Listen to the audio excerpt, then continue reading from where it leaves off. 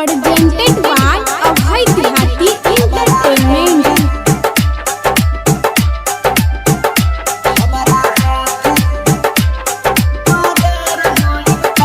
तोरा दुआरा पजहिया बारात आईता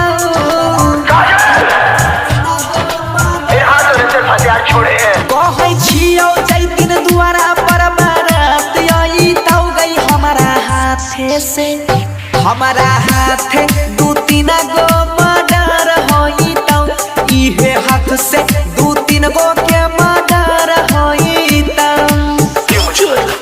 विकास क्यों बनाया मुझे ऐसा? क्यों दिखाई मुझे वो खुशियाँ वो प्यार ताकि आज तुम मुझसे कह सको कि वो सब झूठा।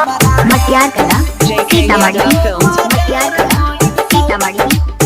पहिला निशानी अगुआ के खेल खत्म गई लोकनो बहिन चढ़बी गई तो भैरा दाम गई।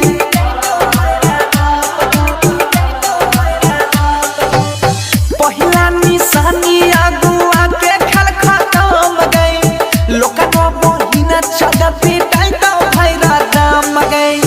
करती है मन जाति डर होई तो करती है मन जदी डर होई तो गई है हाथे से हमारा हाथे दू तीन गो मर्डर होई तो हमारा हाथ से दू तीन गो के मर्डर होई तो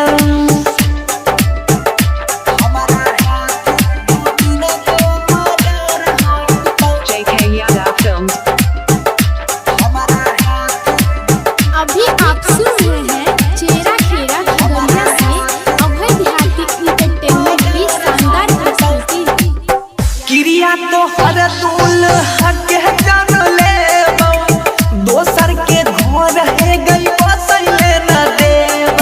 सबसे पहले हंसी ऊंची उठेगी जिसके सर पर चेहरा होगा। क्रिया तो हर दूल हक जान ले दोसर के घर है गई बसैले न देव।